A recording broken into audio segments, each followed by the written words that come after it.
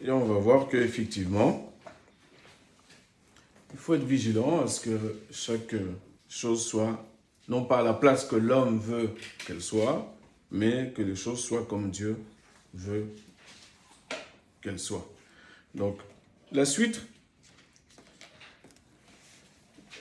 d'acte 7, donc on va lire acte 8, et on va commencer à partir du verset 1er.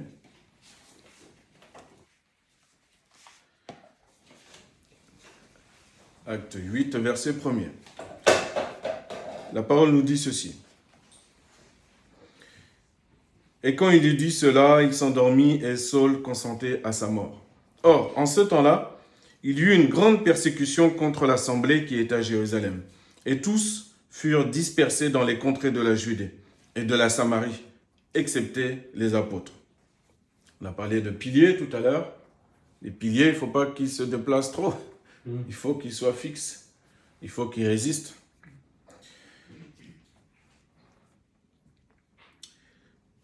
Et les hommes pieux emportèrent Étienne pour l'ensevelir et menèrent un grand deuil sur lui.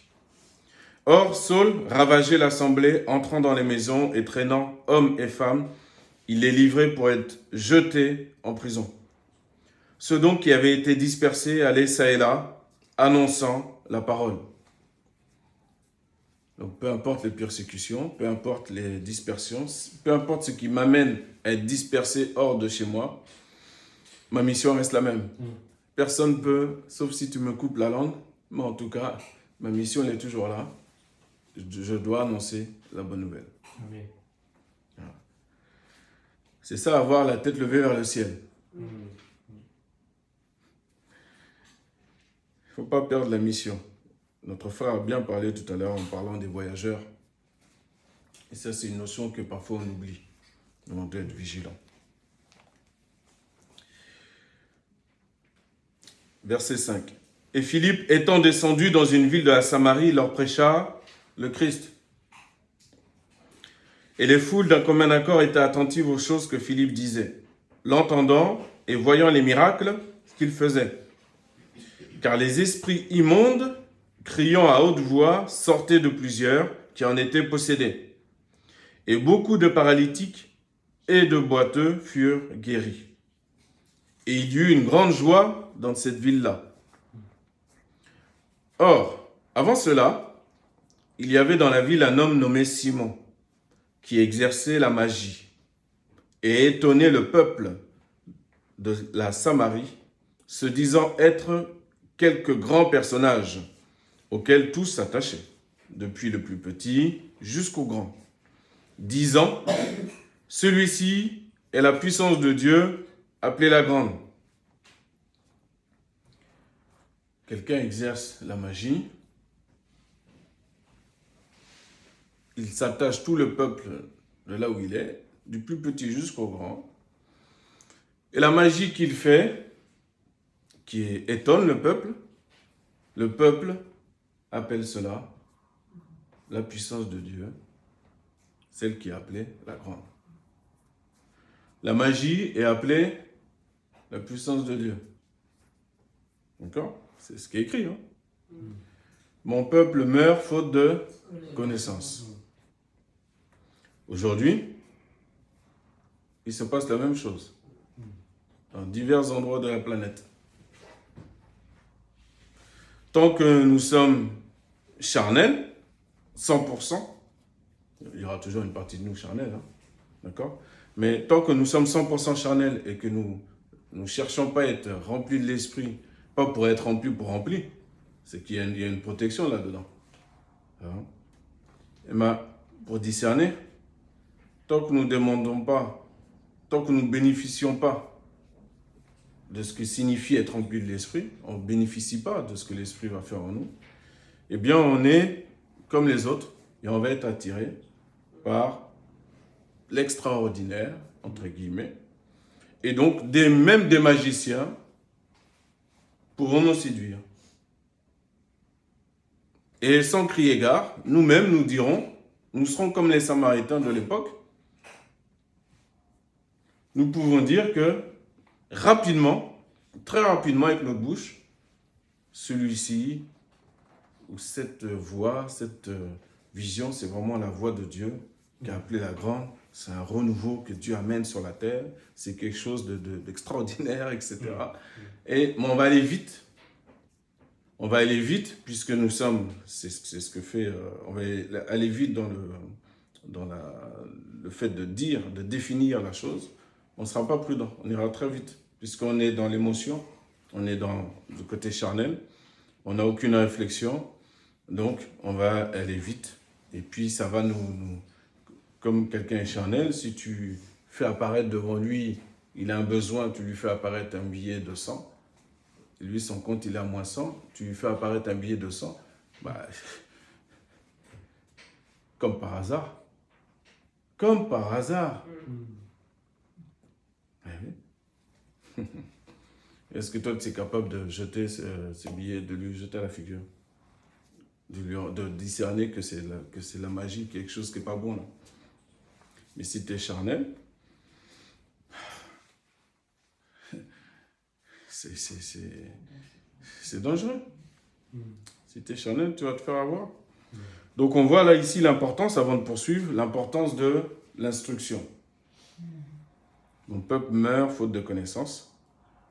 C'est important d'être instruit. Instruit dans quoi? Dans la parole de Dieu. Ce qu'on a vu à la réunion de prière, donc la semaine dernière, c'est Matthieu 28, les derniers versets de Jésus qui dit « Allez et faites de toutes les nations des disciples ». Ok? Donc déjà, le mot disciple, ça devrait suffire, mais c'est précisé, les instruisant à garder tout ce que je vous ai commandé, prescrit, commandé. D'accord? C'est pas, Jésus ne nous a pas demandé de transmettre quelque chose qui est dans notre tête, dans notre pensée, notre vision, quelque chose qui passe par là. Tiens, j'ai vu sur Internet un jour un prédicateur au Brésil, je n'avais jamais entendu parler comme ça, il y a ceci, il y a cela. Je dis, je ne comprends pas comment, j'ai jamais compris comment un être humain peut être aussi rapide à admirer un autre être humain. Ça, j'ai jamais compris ça. Jamais compris. Le seul que tu dois admirer, je le répète, je l'ai déjà dit la semaine dernière, mais je le redis aussi pour ceux qui verront le message sur Internet, c'est Jésus-Christ. C'est ce que l'apôtre Jean a dit. Toutes ces choses ont été écrites, il dit dans son évangile, afin que vous soyez dans l'admiration. Donc, ce n'est pas grave d'admirer, mais c'est qui que tu admires? C'est ça le problème. C'est les exercices pratiques de la vie qui vont démontrer que c'est Jésus que tu admires. Ce n'est pas le fait que tu dis en un instant, lors d'une réunion, oui, on est tous d'accord, on va tous dire Jésus là. Mais demain, après-demain, les exercices, ils vont arriver. Et c'est là qu'on va voir si vraiment le oui d'aujourd'hui, c'est le oui de demain. Eh oui.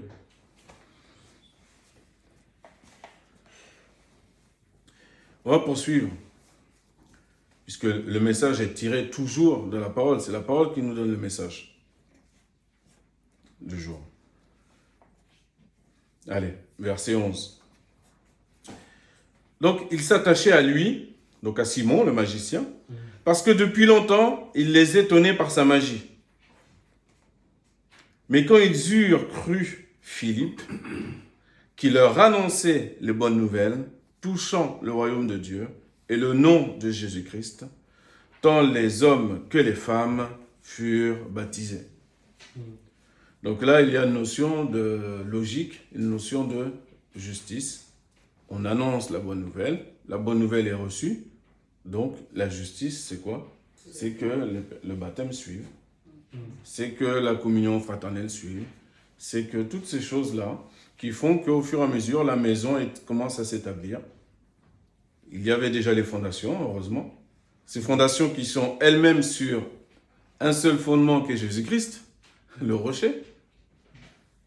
Et ensuite, l'effet de l'annonce de la parole de Dieu dans le monde entier fait que la maison, au fur et à mesure, se construit. Et puis, le peuple de Dieu s'agrandit par la puissance du Saint-Esprit. Bien. Donc ici, tout va bien. Mais au verset 13, on va voir ce qui concerne Simon. Et les autres versets ensuite. Et Simon crut aussi lui-même. Donc ça, c'est bien. Et après avoir été baptisé, c'est encore bien, il se tenait toujours auprès de Philippe. Et voyant les prodiges et les grands miracles qui se faisaient, il était dans l'étonnement. Donc celui qui étonnait les gens se retrouve lui-même dans l'étonnement. Ok. Maintenant, on va voir la suite. Comment ça se fait que tu es là à coller Philippe sans arrêt? Comment ça se fait? Est-ce que c'est normal? C'est normal. Des fois, on aime bien. Moi, j'aime bien être à côté d'autres hommes de Dieu, etc. Il n'y a pas de souci. Mais qu'est-ce qui te pousse à les coller? Coller Jésus, oui. Mais là, on va voir. Vous connaissez l'histoire. Hein? On va voir la suite. Verset 14. Or, les apôtres qui étaient à Jérusalem, ayant appris que la Samarie avait reçu la parole de Dieu, leur envoyèrent Pierre et Jean, qui, étant descendus, prièrent pour eux, pour qu'ils reçussent l'Esprit Saint. Donc la construction de la maison, construire une maison, c'est bien. Avoir les fondations, c'est très bien. Ces fondations sur ce rocher, c'est très bien. Avoir ensuite les murs, ensuite les ouvertures, les fermetures, c'est très bien. Mais ce n'est pas suffisant. Il faut aussi l'Esprit Saint. C'est-à-dire qu'il faut aller au bout des choses dans la construction. Il faut que le Saint-Esprit soit là. C'est le Saint-Esprit qui va faire en sorte que ta maison individuelle soit véritablement belle et que le Seigneur voit que tu lui appartiens, parce que celui qui n'a pas l'Esprit de Christ, il ne lui appartient pas. Donc c'est important que c'est bien de croire, c'est bien de se faire baptiser, c'est bien, mais il faut aussi réclamer le Saint-Esprit. Au verset 17. Puis ils leur imposèrent les mains et ils reçurent l'Esprit Saint. Or, Simon, voyant que l'Esprit Saint était donné par l'imposition des mains des apôtres, leur offrit de l'argent, disant, « Donnez-moi aussi ce pouvoir, afin que tous ceux à qui j'imposerai les mains reçoivent l'Esprit Saint. »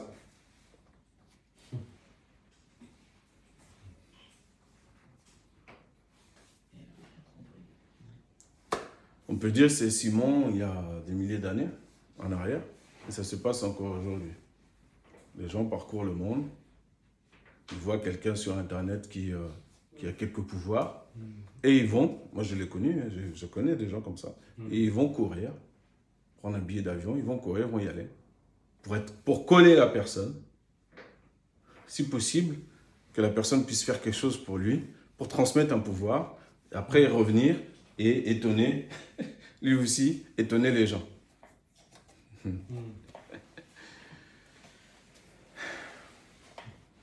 n'a rien compris. Tu vas coller quelqu'un pourquoi? Quel est le motif du fait que tu colles, que Simon colle Philippe? Toi, le motif pour lequel tu es collé à l'église, c'est en rapport au commandement du Seigneur Jésus-Christ. Ah oui, parce que sinon, sur la durée, il y a un moment donné, tu vas voir ton frère ou ta sœur qui vont te piquer un peu. Il y a des choses qui ne vont pas te déplaire. Et tu vas aller vouloir trouver, d'une manière ou d'une autre, quelque chose qui te convient bien à toi et ton nombril, et où tu n'es pas trop perturbé. Ah, c'est ce qui se passe. Et tu vas voyager, mais d'église en église. Ah. Et si tu es collé à Jésus-Christ, et si c'est Jésus-Christ que tu cherches, eh bien, et que tu vois aussi, parce qu'il faut le voir, eh bien, peu importe la forme de l'assemblée que tu vas trouver, eh bien, tu vas y rester. Si tu es une brebis du Seigneur, en tout cas, parce que mes brebis entendent ma voix et elles me suivent. Donc là où Jésus, ok, on le suit, pas de souci. Pas de problème. On poursuit. Verset 20. Que ton argent périsse avec toi parce que tu as pensé acquérir avec de l'argent le don de Dieu. Donc déjà, on voit que Simon, en plus, on voit qu'il manque beaucoup de connaissances, dans le sens vraiment général, parce que déjà, il ne demande pas la bonne personne. Il a de la chance que Pierre n'est plus dans son état où il coupe l'oreille des gens. Mais c'est pas la bonne, c'est pas au bon caractère et c'est pas la bonne personnalité qui a réclamé ça. Mais lui, il ne sait pas, lui. Lui, il ne sait pas. Ouais. Des fois, les gens, ils viennent te proposer des choses, te parler, de ceci, cela, et ils font face à... ils ne se rendent pas compte à qui... Ils ne te connaissent pas, en vrai. Ils essaient de te soudoyer, ils essaient de te corrompre, mais ils ne te connaissent pas. Donc, ils sont étonnés de ta réponse. Le jour où vraiment ils veulent mettre au jour leur corruption, et que toi, tu leur réponds soit par du silence, soit par un refus clair, tel que Pierre l'a fait, là, ils sont étonnés. Ils sont déstabilisés. Verset 21, Pierre poursuit, « Tu n'as ni part ni portion dans cette affaire, car ton cœur n'est pas droit devant Dieu. »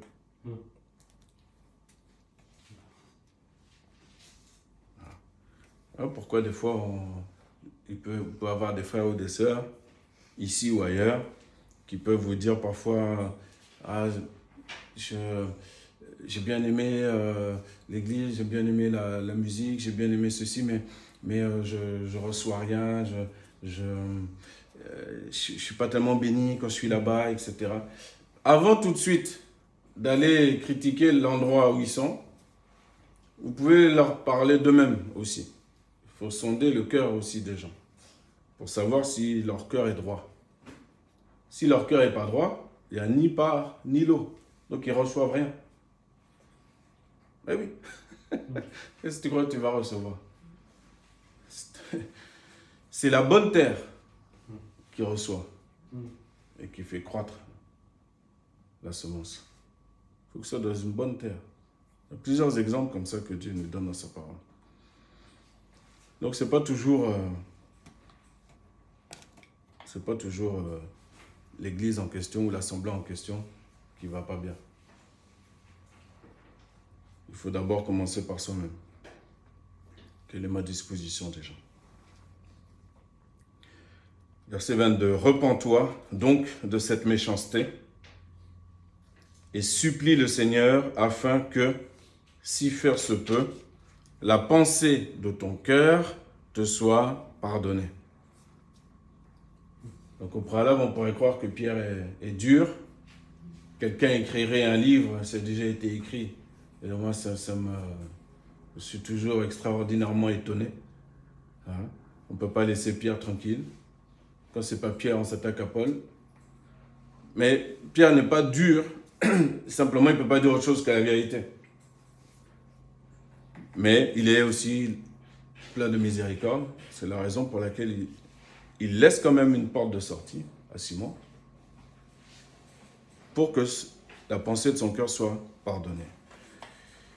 Et il lui explique en un instant, en verset 23, « Car je vois que tu es dans un fiel d'amertume et dans un lien d'iniquité. » Donc là, c'est révélé, la chose est révélée, et on comprend pourquoi Simon collait Philippe sans cesse. Toujours près de lui sans cesse. Pourquoi? Pourquoi?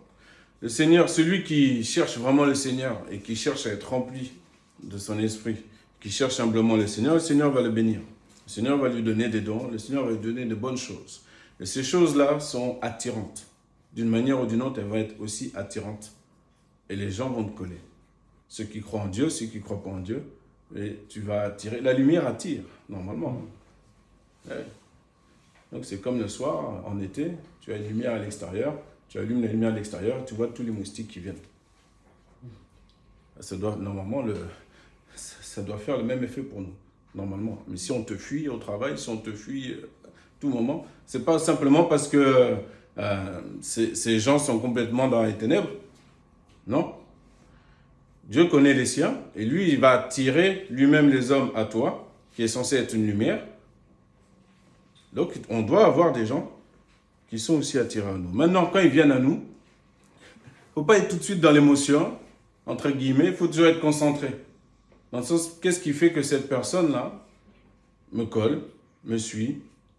Est-ce que c'est Jésus qu'elle cherche vraiment? Même dans l'évangélisation. Il y a des gens qui nous écoutent parfois, même en longueur, mais parce qu'ils aiment bien entendre un peu de moralité. On voit que le monde est tel qu'il est. Donc, de temps en temps, avoir quelqu'un qui parle des paroles de sagesse et qui semble avoir une morale, etc., ça fait du bien à entendre. Bon, maintenant, quand tu vas passer au passage où tu vas essayer, entre guillemets, même si c'est le Saint-Esprit qui convainc de péché, de justice, de jugement, mais toi, l'annonce de l'Évangile, il va être complet. Donc, à un moment donné, tu vas dire aux gens ce qu'ils doivent quitter. Tu vas leur dire des choses pour leur bien, qui concernent leur vie, qu'ils ne doivent plus faire. Et là, tu verras si on va toujours te coller ou pas. Mais tu dois toujours avoir une pensée de grâce et de miséricorde, comme Pierre l'a eu. Oui, tu peux dire, il y a telle chose qui ne va pas, c'est grave, si tu continues, tu vas mourir, ok, mais tu ne peux pas t'arrêter là. Tu dois donner toujours une porte de sortie. C'est pour ça que la parole nous dit que votre parole soit assaisonnée de sel, et dans un esprit de grâce. Ça, c'est important.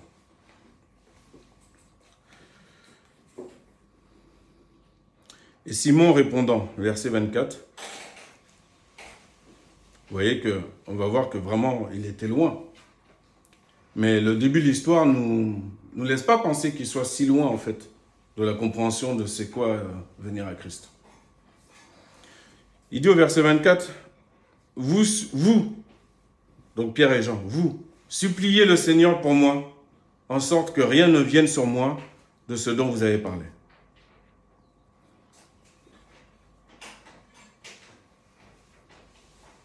La réponse et la parole de Pierre est tellement pure, tellement forte, tellement sainte, que ça l'a tellement transpercé, comment lui-même, et il est mis à découvert, donc comment lui-même, en un instant, il va comprendre que oui, lui-même, même dans cette boue-là dans laquelle il se trouve à un instant T, il a la possibilité, nous avons toujours la possibilité de prier. Nous-mêmes, pas de dire à quelqu'un de prier pour nous, mais moi-même, j'ai la possibilité de prier, afin d'être pardonné. C'est ce que Pierre lui a dit. Pierre n'a pas dit, je vais prier pour toi. C'est bien de prier les uns pour les autres, il n'y a pas de souci. Mais enseigne aussi les autres à être libres et à accéder à cette liberté par les choses qu'ils vont faire aussi eux-mêmes.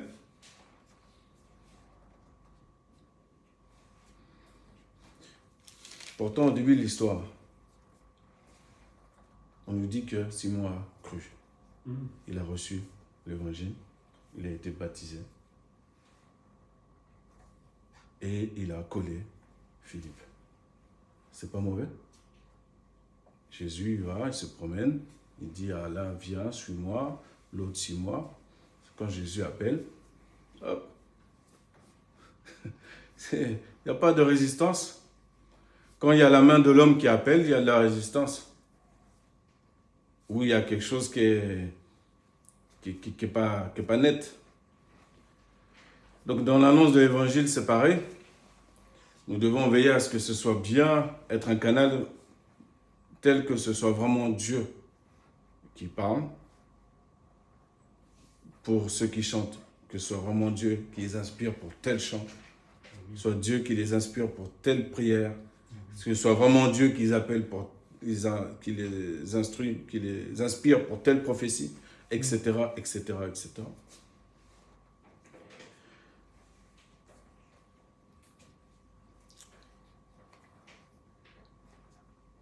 Est-ce qu'au final, c'est Jésus qui a appelé Simon au tout début? On voit bien que non. Malheureusement. Oui, j'ose le dire. Ça ne veut pas dire que Simon n'a pas eu la grâce par la suite de découvrir véritablement, petit à petit, avec lenteur, avec instruction, en toute tranquillité, savoir qui est Jésus et qu'est-ce qu'il en découle. Mais au début, ce qu'il a appelé, c'est quoi? C'est la puissance. C'est la magie. Pour lui, c'est comme la magie, c'est pareil. Et puis en plus, je vois que le peuple que moi j'étonnais avant, maintenant ils ont été vers les autres, donc il faut que je sois dans le bon camp. Il faut que je sois dans le bon camp. Il faut que je sois dans le camp aussi qui attire les gens. Et là, c'est pas la même attirance. Ouais, c'est pas la même attirance. Vous pouvez aller dans les centres-villes quand il fait beau. Vous allez voir des gens. Ils font des stands, des attroupements d'hypnose. L'autre, c'est autre chose, sophrologie. L'autre, c'est... voilà. C'est des choses qui se passent en pleine lumière, en plein jour. Hein. Et puis, il y a des gens qui sont attirés. Ils ne savent pas ce qui se passe, mais ils sont attirés. L'extraordinaire attire les gens. Il y a des personnes qui vont jouer au loto, qui vont gaspiller je ne sais pas combien d'argent, croyant, espérant que... Ils y croient. C'est là leur foi. Ils croient qu'à un moment donné, ils vont toucher le gros lot.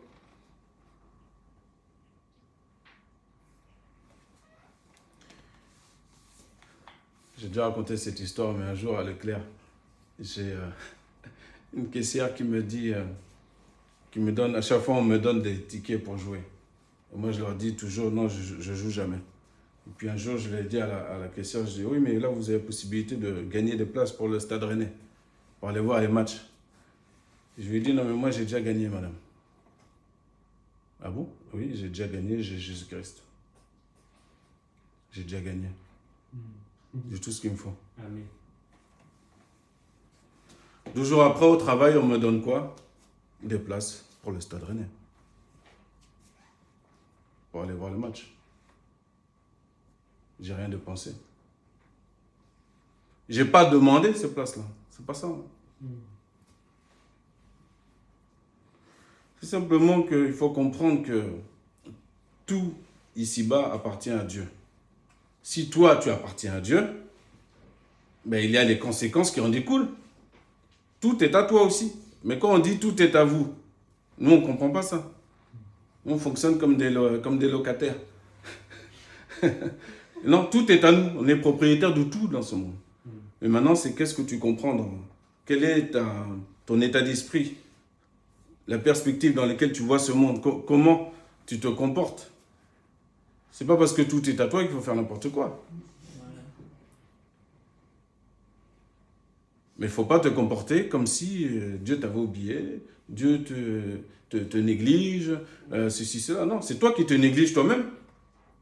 Et donc, du coup, on est négligent aussi dans notre manière de prier, d'intercéder. Et on prie, mais avec une part en nous qui, finalement, ne croit pas trop que Dieu va nous faire quelque chose.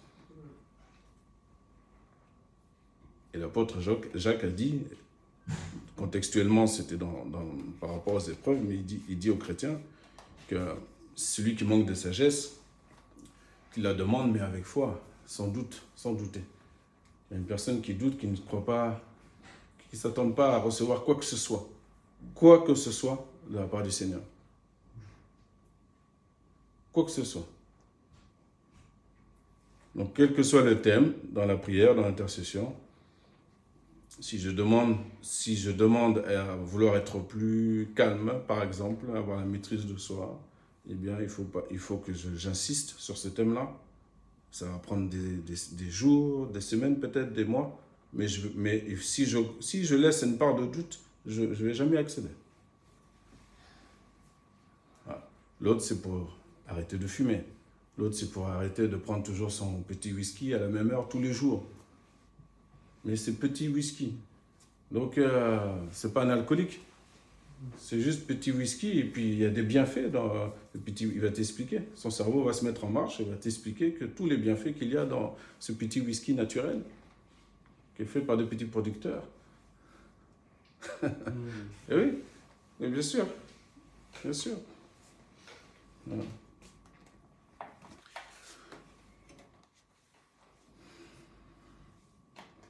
Donc, le message du jour, c'est quoi? C'est que oui, il faut croire, il faut accomplir les œuvres de justice, c'est normal de se faire baptiser. C'est logique. Mais ce n'est pas une finalité, c'est que le commencement. Mais il faut que, quoi qu'il arrive, en tout cas, il faut que je sache ce que je suis en train de faire. Je ne peux pas faire les choses sans instruction, juste dans l'émotion, juste... Non, non, c'est pas possible. C'est pas possible. C'est pas possible. Nous devons tous arriver à un stade où même quand tu vas avoir une parole de connaissance pour quelqu'un, même quand tu vas avoir une prophétie, même quand tu vas, et que tu ne l'as pas pensé, mais que tu vas témoigner, tu es à la boulangerie, tu témoignes, etc. Même quand tu vas raconter ces choses-là, toi, il doit y avoir en toi une paix telle que c'est la vie normale, ce qui t'arrive. Si quelqu'un est en Christ, c'est une nouvelle créature. Donc c'est logique. S'il désire les dons spirituels, il va les recevoir, puisqu'il ne doute pas. Donc s'il prophétise, c'est normal. S'il a une parole de connaissance, c'est normal. Si tu poses les mains sur quelqu'un qui guérit, c'est normal. Mais si toi, tes yeux sont fixés uniquement sur ta prédication, oh, ta prédication du jour, là, vraiment, c'est extraordinaire. C'est pas bon. C'est bien de savoir que Dieu nous conduit, que Dieu nous utilise, c'est bien, mais ce n'est pas une finalité. Ça, c'est la vie normale. Dieu il fait parler à un âne, et pourquoi il ne peut pas faire parler à un être humain? Eh oui.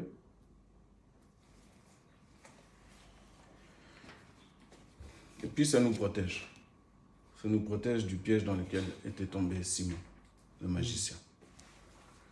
J'espère que plus tard, il a été appelé Simon, le disciple, que son surnom a été changé. En tout cas, pour nous, aujourd'hui, c'est ce que Dieu nous rappelle. C'est de le glorifier, de l'adorer pour tout ce qu'il fait. Et quand il nous utilise, d'être comme des serviteurs inutiles. Et que c'est la vie normale, que j'ai une parole, que j'ai un geste. L'autre, il y en a certains, c'est le service, ils ont une mesure plus que toi dans le service pour aider les autres, etc. C'est la vie normale. Ça ne sert à rien qu'ils en parlent pendant des heures. C'est ce qu'ils ont reçu. Donc fais ce que tu as reçu, parce qu'il faut rester plutôt fixé sur le jardinier qui va prendre la fleur. À un moment donné, il va aller récupérer la fleur au jardin. Il faut qu'il récupère une fleur jolie, une belle fleur, une belle plante. Ça, je peux mettre mon énergie dessus, oui, là par contre, c'est mieux. Prions le Seigneur.